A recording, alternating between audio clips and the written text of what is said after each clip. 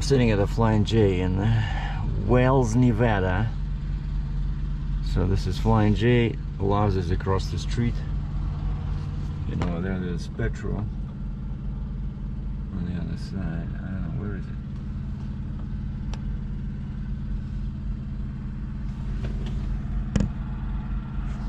it? And I just disconnected from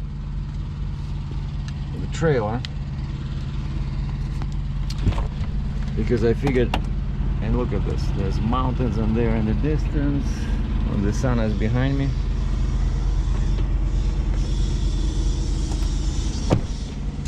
So I'm taking there was a guy here earlier because I keep hearing some hissing sound, you know, from the airbags.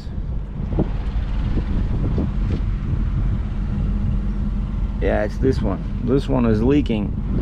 I think it just, you know, it's not sitting properly,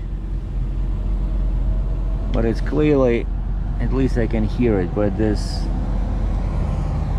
something is wrong with that airbag, you know, like especially under load it starts, it's lots of hissing going on, so that's not good. So, and I saw a guy here, like there's one guy broken down down there, and I saw a service truck show up and he was circling around that, and then he came this way, and I asked him, I said, hey, can you fix the airbag? And he says, you have to go across the highway to petrol. He says the shop is open, and he says they will help you.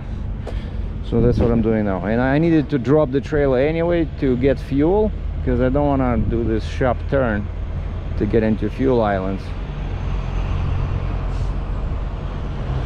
So basically I'm taking the Jeep for repair. The machine has been behaving, everything is cool, and you see I moved it quite a bit. And what I did here took me probably 2.5 hours yesterday to take off all the chains and do this, you see, because originally this front was here and I was way too heavy on the first tandem. The first tandem had like 49,000 pounds, and the second one had I think it had 45.5. So 49, 45.5, and of course the problem is why they're not equal. Well, now everything is like there's no air, right? But basically it would help to have a bigger shim in here, and it would help to have a bigger shim in here. So I'm really glad I put in more shims than usual, right? But instead of this, you see I have two regular ones and then this one, right? So instead of this one I should have put a slightly bigger one, but it all comes with experience. This is, you know, the first time I have such a heavy, well, I had 120,000 before, right? But basically it needs the booster needs more shim, so then it'll push the more weight in the back there. So far so good. Everything is okay, because you know they really reinforced this part, so I don't know. So yeah, so I had to undo all the chains and move the machine by approximately 2 feet, and I started myself. I used the remote, and I wanted to bring this to this plate that was 2 feet, and you see before this part, but on the other side over there it was sitting like this, and so that's what I moved. I moved pretty much from here to here. And the thing with the brakes, I remember once it happened as well. It's this hose, you know, if it's not properly connected sometimes, like you think it's connected but it's not connected, then you don't have brakes on the trailer. So I was lying in bed and thinking, you know how sometimes you have a problem and you're thinking about, and then you're half asleep or half awake, and you have a solution. So I unhooked and rehooked it, and so once I'm back under the trailer and I start driving, I'm gonna just test the brakes and see if the trailer brakes work, because everything worked before when I had the Volvo excavator. It's not the adjustment, it's just there's so many hoses there, you know. So for now it looks like I'll be stuck here because, you know, I just realized it yesterday night. Like, wait a second, it's Friday night and I only have Nevada and for some reason North Dakota, and there's a couple of states between them, right?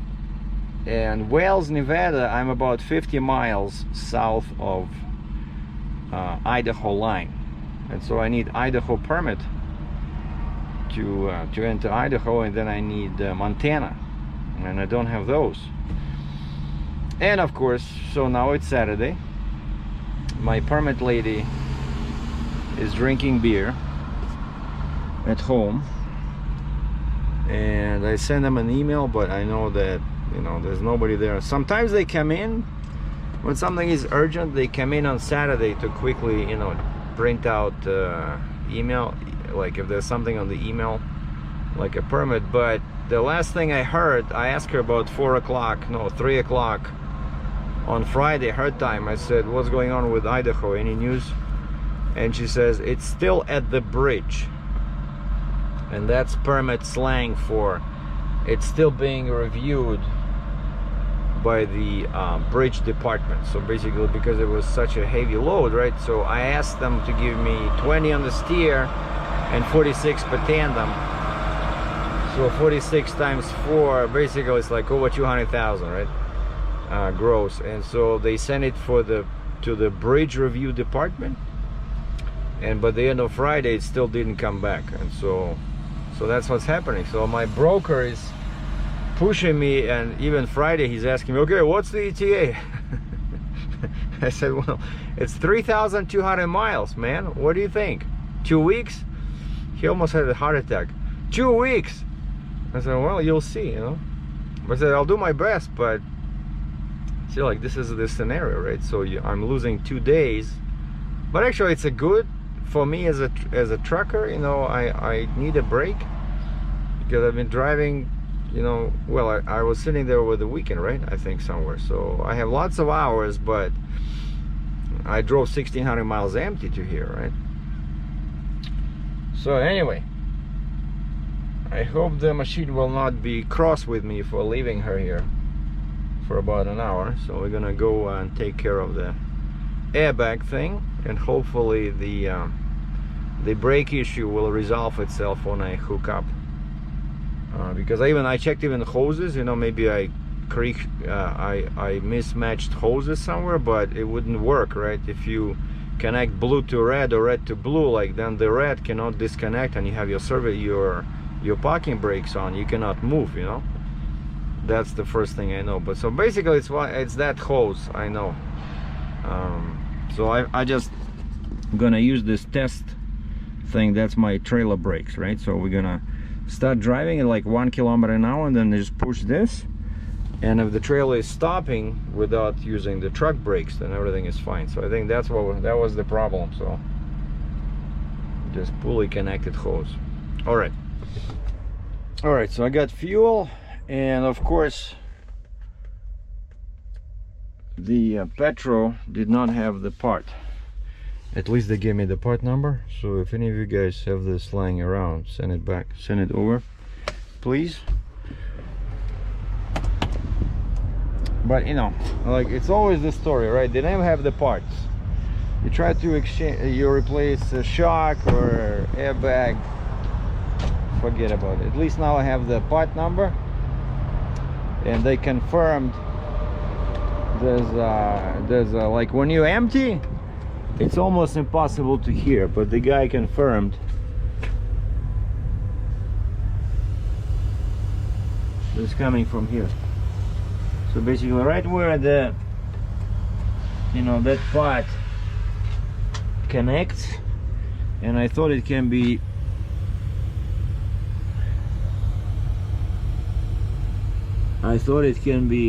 fixed, you know, maybe just the airbag does not sit properly, and they said no, you need a new airbag. And the one I have, I see a good year, and so that's what it is. So we're gonna, you know, since I'm sitting here anyway,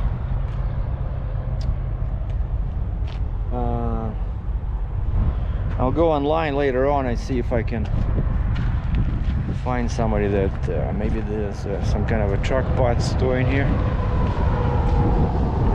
so we can get it replaced. At least now I know what to do, right? So I know that it cannot be stretched over or fixed or rearranged. It's the new airbag, and I got full tank of DEF now, and I got almost like, you know, I told her 450 bucks, because here it's not the cheapest fuel, it's 255 a gallon. I should have gotten maybe 10 gallons more, but we're looking good.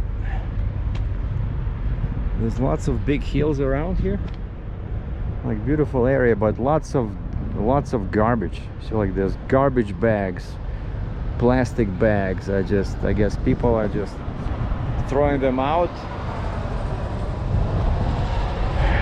But it's a good place to sit because there's casinos everywhere here. So maybe I'll go gamble a little bit and win some money for the airbag, because I asked him for an idea. So how much does it cost? Because I heard some of them are pretty expensive, and the guy says, well, I don't know how much yours costs, but I can tell you the ones we have in stock. And he came out, he had some kind of a like baby size airbag. He says that one is 155 of course US.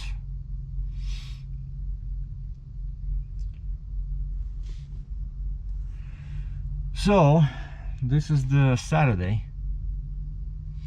and the broker did not call me after I sent him an email saying that this is the situation, I'm stuck here. And he says, did you order all your permits? And I said, not yet. Well, I order everything except Manitoba and Ontario. And Ontario can take a few days, so I'll definitely want to order them on Monday. But Manitoba is easy. But from here, I checked the distance from here to, let's say, Fargo, North Dakota. It's like either 1200.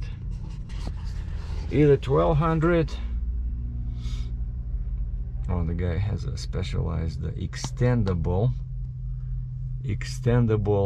step deck. And so it's a specialized trailer because it has those rails on the deck to support this. Basically it's a railroad car. Huh, pretty cool.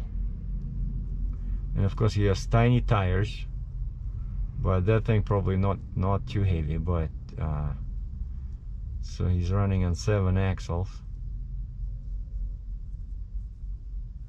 He was probably looking for this spot, but actually next time I'll know where to park. On the other side where the petrol is, there's some kind of a motel in there, and there's a huge dirt parking lot, and I saw a couple of big oversized loads sitting over there. Like over here there's not much, you know, that's not that many spots. He parked after the scale, and that's not a good spot because somebody's coming out of the scale, you know. The truck stop might start screaming at you. But like I stopped at this spot last time. Basically I just went around like this, and you just park, and no, the red line ends in front of my truck. So, and actually I'm not even hooked yet, right? When I'm hooked, I was pretty far from the, like I'm on the yellow line, so it's, you know, it's okay to park here. I'm not in the way. But I like this truck stop because it's so big, and there's, you see the spots in there. I don't think anybody's there now. There's lots of parking. The spots in there, there's like a secondary lot, and this one. And I don't think they have a restaurant. So now basically it's 12:41 my time. Like again, like I said, my body is totally confused. It's 20 to 1, so this would be like lunchtime in Ontario, but over here we're 3 hours back, right? So it's what, 9:41, so 20 to 10. I already had a tiny protein bar and coffee. And I still have this. Yeah, recently I changed from Coke and Pepsi to this Zero thing. Tastes pretty good.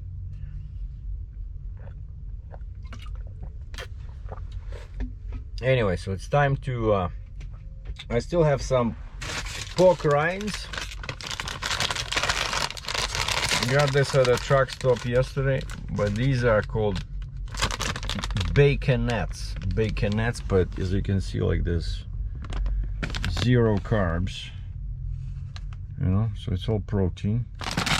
They taste pretty good. So it's pork skins, but they just call them different. So I got 2 bags like this. So was driving and munching on those. I'm still trying to stay on this carnivore diet, but now I added some fruits and veggies, but I don't eat like bread, rice. You know, occasionally I'm a big sucker for baked potatoes, you know, in skins, so sometimes I would have those, but now I feel like some eggs or some meat. And there's a McDonald's across the street, but I'm pretty sure they're still on the breakfast time. But there's a bunch of restaurants on the other side where the petrol is. So I'm just gonna leave my truck here and just go for a walk and see what I can find in terms of food. And this is the ramp to, I think it's what, I-80, right? Like that road, like that's I'm gonna stay on. That's 93, but this is I-80. But I don't need this one because this one goes west and east. But I might do another video maybe Sunday. We'll just watch trucks, you know, because this is a good spot. I can set up the camera and we can watch it, you know, do some truck watching over here. Like I can open the window, just sit there, and we can do some live commentary and talk about trucks. What do you guys think about that? So don't give me any hard time.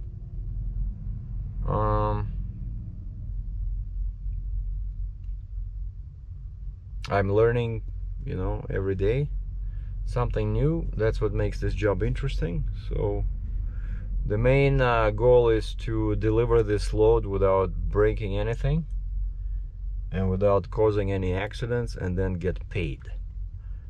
And some people are confused about the subject. I do make money trucking, and as you can probably tell from my toys, I do make money. So it's not like a, you know, amateur operation. So it's professional operation to make money and to make customers happy. So anyway, so that number that the guy gave me, it was just digits, and when I try to search myself online for that part number, turns out that's not the actual replacement part number. Like the all Goodyear airbags, they start with something like 1R 1R12, and I found some website listed catalog of Goodyear airbags, and I downloaded the PDF, and the catalog said like there was a chapter there how to identify your airbag, because there's so many different types. And turns out that long number, that 566-20-7-163, no, hold on, that's the piston number. So there's like a bellows number, piston number, but they give you advice on how to narrow down the search. And so I was using that catalog, I was able to narrow down the part numbers, the actual Goodyear part numbers, that starts with 1R12, to 3 airbags. And then you look at the picture, and they say how you determine. You look at the top plate and the bottom plate, like, and some of them had like 3 connections in the top for air hoses. So that's definitely not mine, because mine has only 1 connection. So that one was off. And then the other one had totally different connection for a bolt at the bottom, where mine has like a 4 pattern. That one has like a single bolt. And so the only one that's left is It's called Goodyear 1R12-375.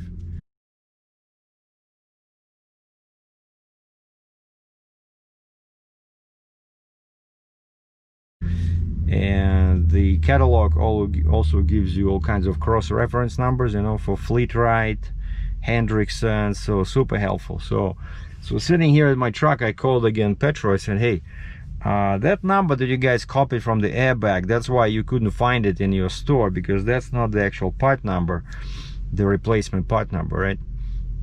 I said, I found the proper number, so which one do you want me to give you? Like the Goodyear or Fleetrite or something? Or what was the other one? Firestone? Yeah, Firestone.